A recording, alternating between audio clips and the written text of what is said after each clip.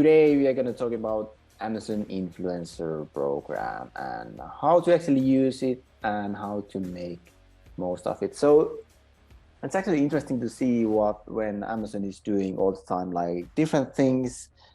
And and the reason actually is that why Amazon is just on all these different, all these different things that they're trying out, and some of them succeed and some of them fail.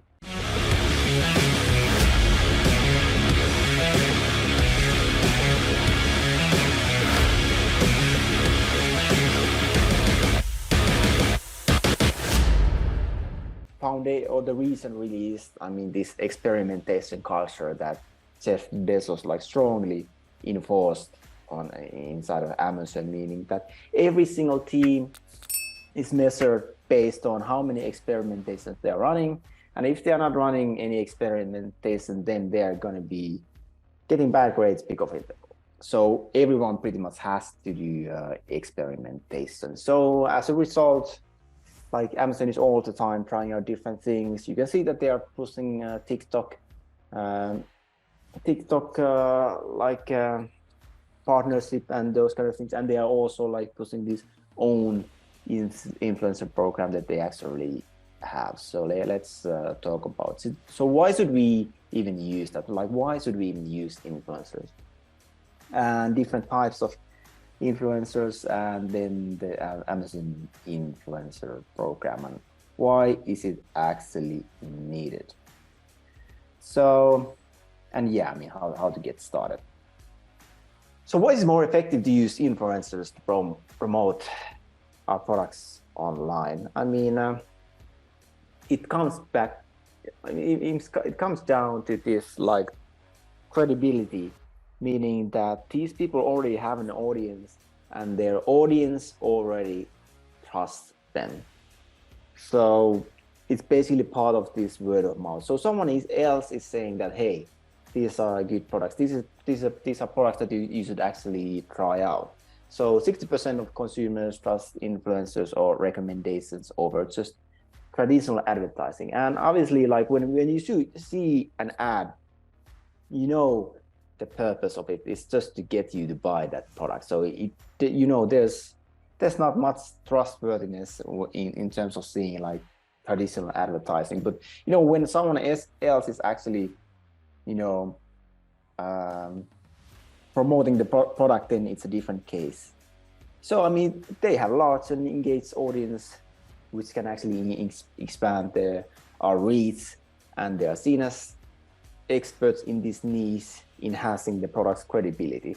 Because a lot of these influencers, they're not just taking like random products from every single category. No, typically they are pretty much focused on their niche, meaning that if they are like they might be just doing mainly like cooking and lifestyle thing, and being a mom or whatever, or they might be just focused on the pet niche, or then different kind of electronics or whatever. And that's also what actually gives credibility for them, that they are not talking about every single it would be pretty weird, like if today you're talking about babies, tomorrow you're talking about electronics, and then the day after you're talking about like barbecue stuff. I guess if you do it the right way, you could kind of like, I guess you could kind of make it work, but in most cases it would just seem like, this guy is just too salesy. All the time selling different type of products, and they are in completely different categories. So, the person doesn't even seem to have any kind of expertise in these categories.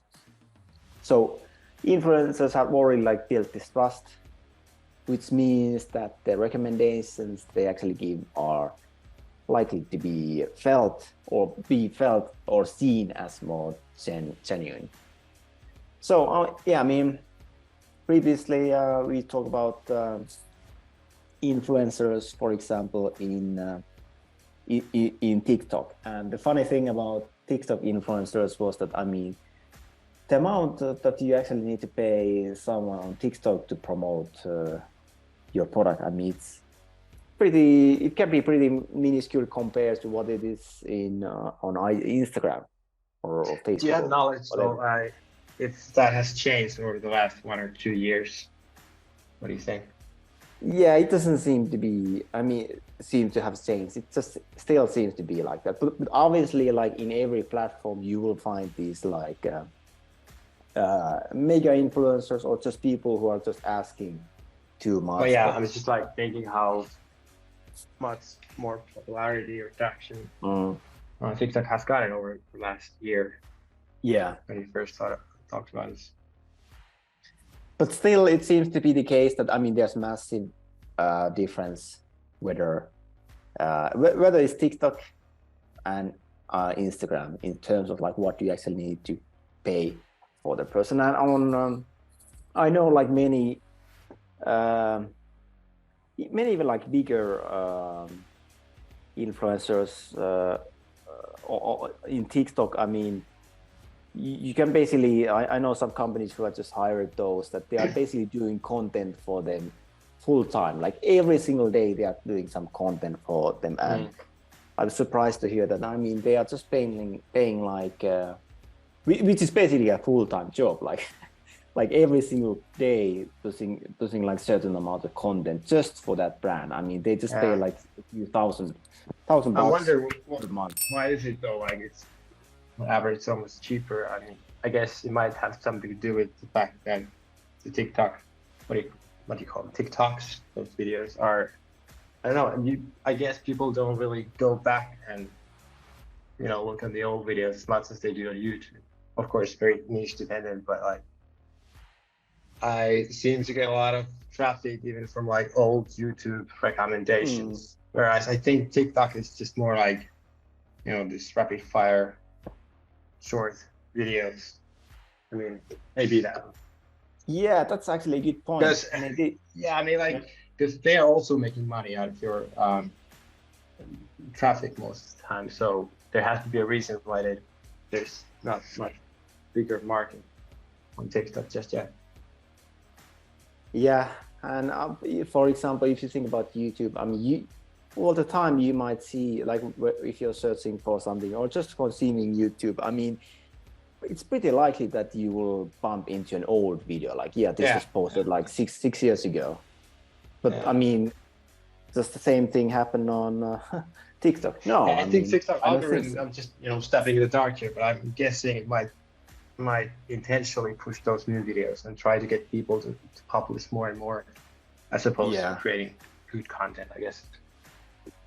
Yeah, it doesn't give that much like weight on the age of that account or the video, meaning Mm. that even if you have posted, I mean, even if it's your first post and for completely new account, I mean, you can still go viral there. So yeah, yeah, it's a good point. Like the algorithm just weighs it differently. It doesn't put that much attention on the age, like how long time was it posted, Mm. or I mean on the account on an account level, meaning that it's not so now strict on the consistency of meaning that you have to post certain times Yeah, every I'm not, day to be honest, I'm not even consistently. like familiar with the whole ecosystem, like or the user interface. I used to, I tried to use it, but I just realized just how addicting it is, so I remove it. But I guess it's more like it gives these random videos one after another, right? As opposed to, or maybe there are like uh, hashtags that people of certain niche will glance through. I don't know, but yeah, I think it's Well, I mean, specific videos might get more exposure more than channels. Maybe I don't know, or maybe people just do follow channels as they do on YouTube. I don't know. I guess it's very niche dependent too, and as you said, you might just get a lot of traction for one video and one product, but in some other niche, it might make more sense to invest into channels long term. I don't know if that makes sense. yeah, and I mean, the reason why TikTok is so successful is because I mean it's the algorithm is such a master in finding the right person for the right video. And as soon as I mean I'm not using it daily, but the thing is, point is that once you I mean the moment you start using it, starts to analyze that what are the things that you actually consume and what is the likelihood like that you are gonna like what's the drop off point and Yeah, it's like yeah. But not to hijack this discussion, I was just like thinking, what determines like if you were a TikTok influencers, like how do you price yourself? If there's a metrics that you can like show to these people like us and tell, hey, you better pay me much more because I have this much followers. How does it really work? well I mean Why is it so cheap to put it shortly? I mean, it always comes back down to like the audience size. Like, okay, what's the reach that it's gonna have, and so on. So basically, and what kind of engagement it has. So I mean, all this. It doesn't matter if it's TikTok, IG, or even like Amazon. It always comes down to like, okay, so what kind of audience do you have? What's the size of your audience, and like how engaged it is? And I mean, does it actually make sense for my niche, for my brand, and so on. Yeah, so I mean, nano influencers, okay, I mean, 10 bucks or whatever. Micro influencers, you might pay in some hundreds, but mid tier, like 500,000, 500 bucks or something like this, and macro would be like a million followers and up, meaning that then it would be in thousands and then 10,000s. So there's some like factors just to consider, like exclusivity, meaning that would it actually would the influencer just work on like our brand at a given time, which might make sense at like sometimes it kind of depends, but I mean at least we haven't really done any kind of like exclusivity. I personally haven't seen the point that no, I mean because then it's more like having this kind of spokesperson for you, which I guess it could make sense, but it all the time comes back down to okay, so what's the return? So if you're gonna hire this person to be exclusive with us for a certain period, then I mean then obviously we want to have like make sure that we actually get the return. Then the commission, I mean, works so that they basically just earn commissions on the sales generated through the links, and that's actually Amazon that is paying them. It's not something that is coming from like sales from our side. So what the thing is that once we get started with this, I mean, we should really already know our target audience. I mean, what kind of demographics is, what kind of interest, and here it comes back down to knowing that we know who our customer is. So who's the one actually making the buying purchase, and who's the end user, and do people actually buy our product as a gift?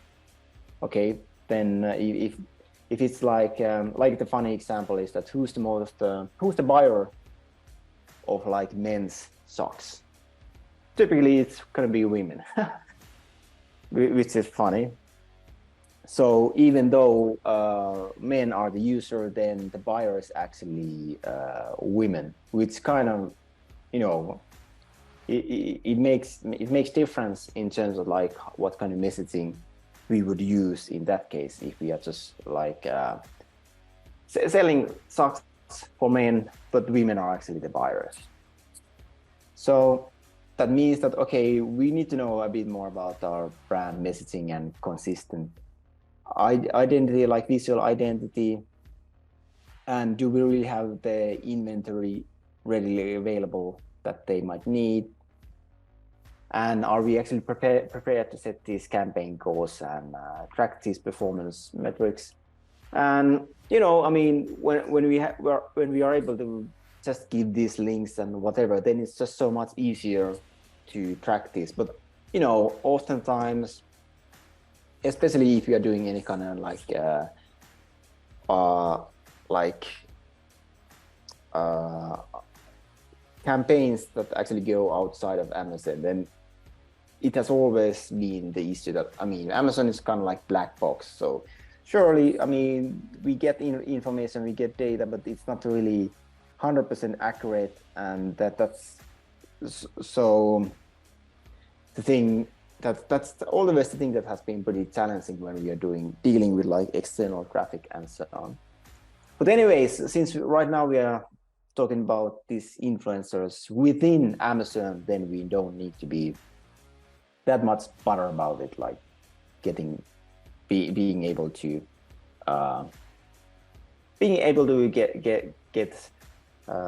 get these measures. Anyway, so this is basically like extension of the Amazon Associates program, which means that it's just the affiliate program that Amazon offers from influencers. And I remember like reading some experiences from like people already like 10 years ago that, hey, I mean, this Amazon affiliates gives like great commissions for these influencers and whatever. But I think they made a change like within the last 7 or whatever years that Amazon drastically decreased the fees that they are paying for it. So it kind of became like less attractive for all these different kind of influencers. But anyway, I mean, there's still a lot of people who are using this, and this is just basically extension, which means that it's available to anyone with a website, and that's like much lower barrier to entry, which means that it's great for like these kind of micro influencers who might have might have an audience based on maybe they do some kind of vlogging or blogging or whatever, right? So this means that they actually need to qualify in order to become this influencer on Amazon, which is a great thing for us because then we are able to, as a seller, avoid these kind of influencers that, I mean, would make zero impact for us in terms of sales. So they actually need to have following and need to have strong presence on different social media accounts to actually qualify to be an influencer inside of Amazon. So what kind of requirements are there for us so we can actually make use of these influencers? I mean, it's not really much. It's just about having, this professional selling account, having good sales history, and then positive customer feedback. Then own the intellectual property like trademarks, and then comply with all Amazon policies and guidelines. So, I mean, this is super basics. This is pretty much like what everyone, all sellers actually need. Then, what kind of content it could actually be? It can be like different like engaging video content featuring the products with direct purchase links, meaning that they are directly promoting the products. So, and it's directly their Amazon like product listings, and then giving maybe honest, detailed reviews, highlighting different product features and benefits. And I actually recommend that if you haven't watched any influencers inside of Amazon, I mean, just take a look inside of Amazon and see like what kind of content they are doing, and then start thinking that, hey, what kind of content could actually be suitable for your brand. Then creating these, authentic lifestyle demonstrations within their social media feeds, meaning the posts and stories, and hosting these QA sessions and live streams. Actually, if you want, you can also do some kind of like going live inside of Amazon yourself as a seller. But basically, it's kind of the same thing that they can do. So they can go live there and then, talk with their audience and answer the questions about the products in real time. And this is a cool thing that they can actually create review videos that directly show up in the listing. And right now, I mean, nowadays it's pretty much essential to have videos about our products. I mean, because we just get more visibility, and people typically like to see videos, and especially like with the increase of bandwidth and increase of like mobile phone capability, meaning that you can take pretty much any smartphone and you are able to watch videos, consume videos on that. So people are used to consuming different kind of videos. So it's a huge benefit, like when we can actually have videos of our products as well. So the influencers can promote the products directly on the Amazon listing. So customers don't need to look on YouTube or TikTok or whatever to, find these product reviews. I mean, of course, they can see like the customer reviews, but when it's actually some kind of influencer, it gives more like, it can give actually more credibility. I mean, obviously, when you see that this is from video from some influencers, you might think that, this guy is just promoting because he was paid for it. But it still adds an extra layer of credibility. Like when you open a product listing, you can see different kind of like product reviews from real buyers, and additionally you see these videos from different kind of influencers. And the thing is that brands that don't have these review videos actually shows other products review videos. So that's not a cool thing, right? Showing other products in the listing. Okay, cool. So how do we actually get started? So I don't think, at least right now, there's really no like one Rolodex or search feature how you would be able to find all these Amazon influencers and find people who are actually related with your niche, related with your category. But probably soon enough, there's going to be this feature eventually, meaning that we could search directly from Amazon to find these influencers who are related with the category that of our brand, and suitable in doing these kind of videos. So, but currently there isn't such a simple way to do that. So easiest way to do is just to search for Amazon favorites on YouTube, or TikTok made me buy it on TikTok, and then using your niche as the word to find like these influencers who are basically suitable for your brand. So how do we actually then evaluate this? Because basically anyone can say anything, and how do we actually know that it's actually worthwhile to use this? Like we just discussed before, that it comes back down to have engagement. So it's not really about the amount of followers only, or the amount of audience that they have, because let's face it, like if someone had an audience but just doesn't actively keep it engaged, then it's going to turn to a cold audience, and cold audience isn't really worth much, because it's the same thing with email list. If you have built an email list for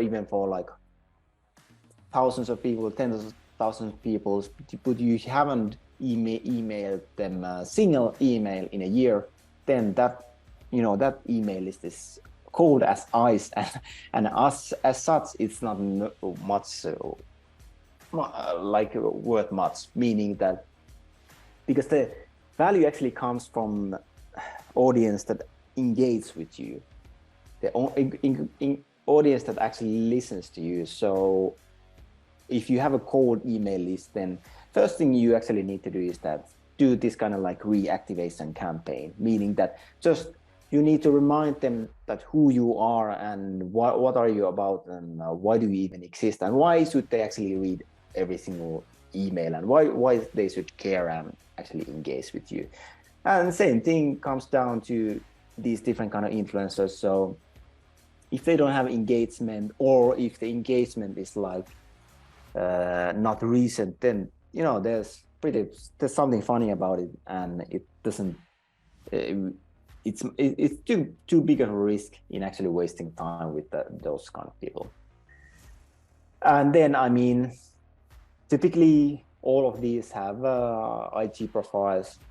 So there we can see that, okay, I mean, is this like an active account? Are they posting frequently, like every single day, or at least like multiple times a week? And are actually people engaging with the audience, with the content, not just giving likes, but I mean, just commenting, and that they're not really spam comments or whatever. So it actually needs to be real, live, engaged audience. So I mean, then it's just about messaging them, like when you have made sure that this person, this influencer here, I mean, does work on inside of Amazon as well. So then it's just comes down to sending a message directly messaging them, and ask if they're already part of an Amazon Influencer program and open for collaboration. So this is a pretty basic, but I mean, the key thing is just to spend a bit of time in finding the right audience, finding the right influencers, and making sure that they are actually worthwhile investing. But of course, it's good to consider that if they are not really asking that much, then is it like, how big of a risk is it? So if the risk is very little, then obviously we shouldn't spend a huge amount of time in vetting them or in negotiating with them. I mean, then we could just decide that, okay, I mean, let's just do like a bulk campaign, and let's select like 10 of these influencers, and they can do a campaign at the same time or at different times, and let's see that what actually comes out of it. Yeah, I mean, some of them require payment, while others may be open just to product exchange or any kind of like affiliate arrangement, which means that you just give like affiliate links and they get the commission like directly from Amazon, so you don't even need to pay for it. So it kind of depends on the influencer and their audience, and how much of these requests are actually getting. Like if we are just the brand number of 155 emailing them today, then okay, obviously then we don't have a lot of leverage. So which means that if we actually really want them to work with us, then we need to probably open our wallet. The thing is that whenever we are working with influencers, we really have to provide clear guidelines. And I actually remember when we started doing these kind of video things,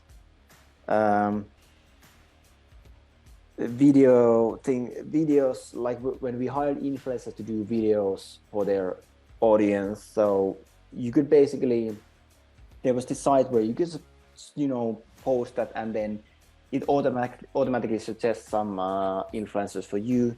So I remember like when we chose one and then we saw the result, like it was horrific. It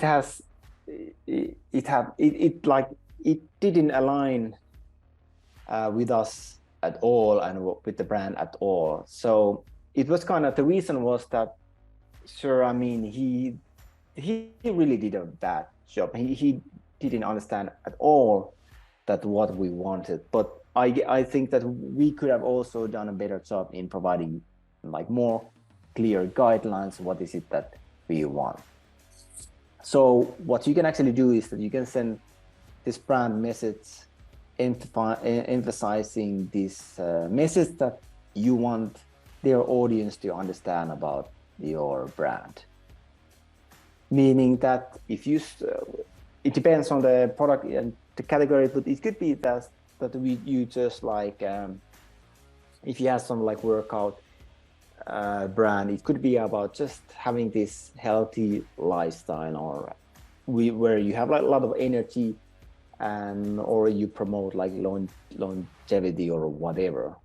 Then like, what are the actually features that they should be highlighting, and what's the schedule then that they should actually be posting this stuff? Like I mentioned, like we have also done this like bulk, this in a bulk, meaning that we get a bunch of influencers to the post at the same time, because we want to give a bump for the product. Then it's super important that they're actually available at the given time, because it's like 100% dependent on the time. Like if we are doing certain marketing campaign, like period.